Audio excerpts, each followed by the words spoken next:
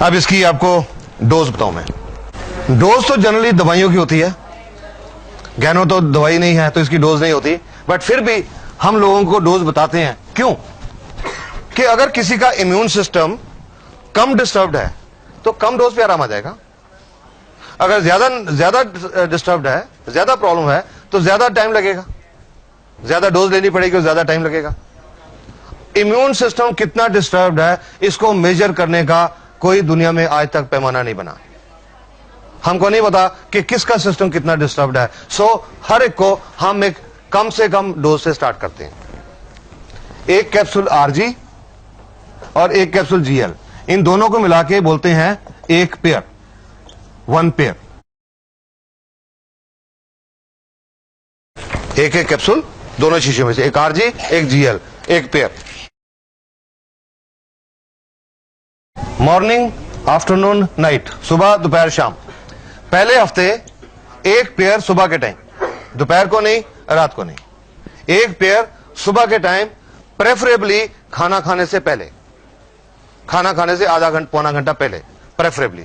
पर अगर किसी को पेट में गैस की प्रॉब्लम है, पेट में तेजाब बनता है, पेट में अल्सर है, दमा है या मिर्गी है, उन्होंने खाली पेट नहीं लेना, उन्होंने खाना खाने के इमीडिएटली बाद, एकदम बाद।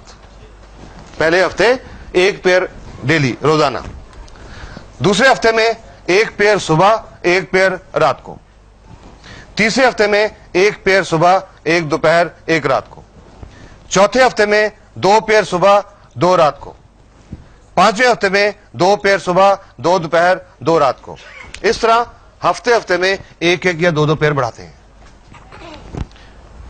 जब देखने वाले जहां तक देखते हैं अपने दिमाग का कैलकुलेटर यूज करना शुरू कर देते हैं। पांचवें हफ्ते में जाके 6 पेयर खाने पड़ेंगे, 12 कैप्सूल खाने पड़ेंगे। घबरा जाते लोग ये सोच के।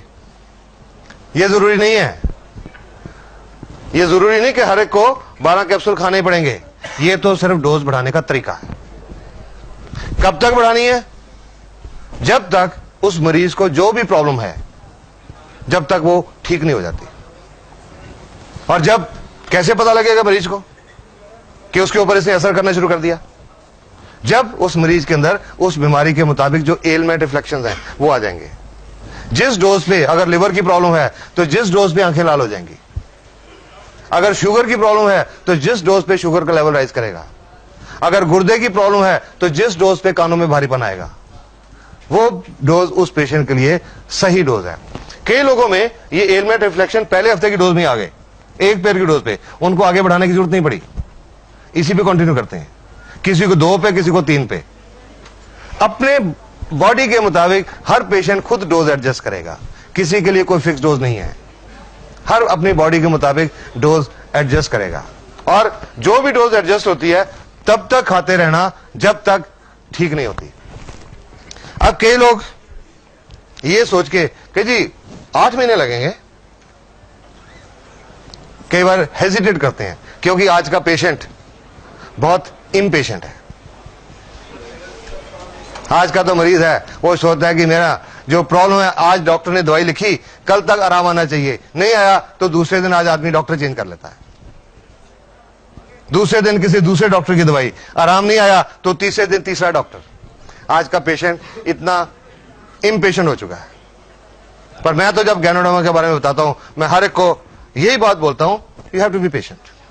मैं तो उनको ये बोलता हूं, you are a patient, remain patient for some time, take ganoderma patiently, and after some time you will not remain a patient.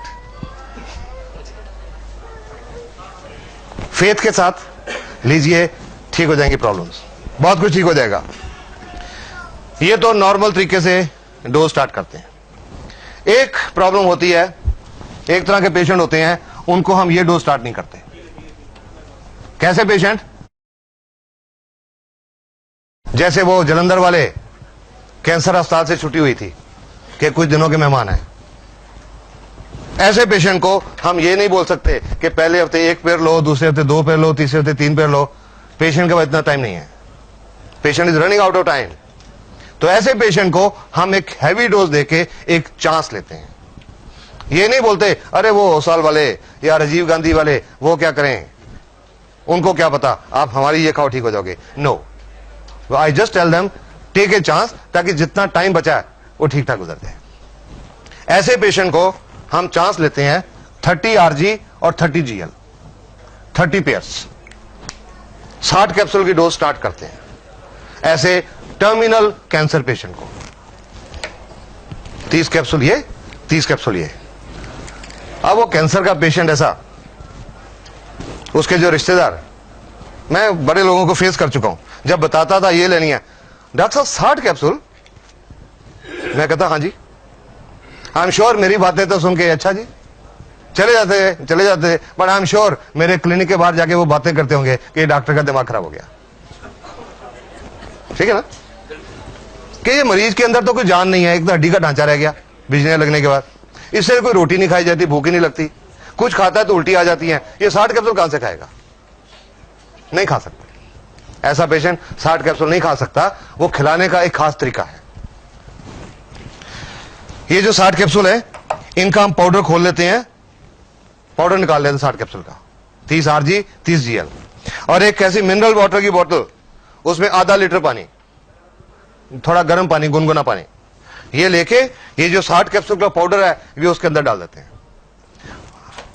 ढक्कन को अच्छी तरह बंद करके उस बोतल को जोर जोर से ऐसे शेक करते हैं, अप एंड डाउन डायरेक्शन, कम से कम 100 दफा, कम से कम 100 बार। इसको बोलते हैं पोटेंटाइज करना। ये एक होम्योपैथिक प्रिंसिपल है, पोटेंटाइज करना। और 100 दफा शेक करके जो आधा लीटर सस्पेंशन तैयार हो गई, वो उस कैंसर के मरीज को हर 5-10 मिनट में 1-1, 2-2 चम्मच करके पिला देते हैं, और 1.5-2 घंटे में ये पूरा खत्म कर देते हैं। इसको बोलते हैं डाइट थेरेपी। डाइट थेरेपी हर रोज उस कैंसर के पेशेंट को हम ये डाइट थेरेपी देते हैं, 60 कैप्सूल की डोज, महीना 1.5 महीना। और जिस पेशेंट को कैंसर अस्पताल ने बोला कुछ दिनों के मेहमान है और उनका महीना 1.5 महीना गुजर गया, कंडीशन थोड़ी स्टेबल होगी, बेटर होगी, उसके बाद डोज रिड्यूस करते हैं, फिर कम करते हैं, पर शुरू इस तरीके से करते हैं।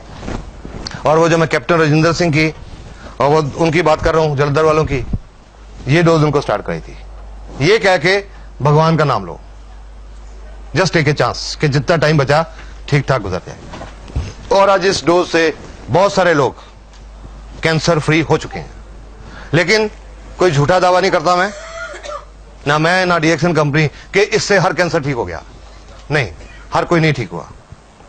कुछ ऐसे भी थे टर्मिनल पेशेंट जो नहीं बचे, लेकिन उसके बावजूद उनके रिश्तेदारों ने आके थैंक्स किया कि जितना टाइम वो जिए ठीक ठाक जिए।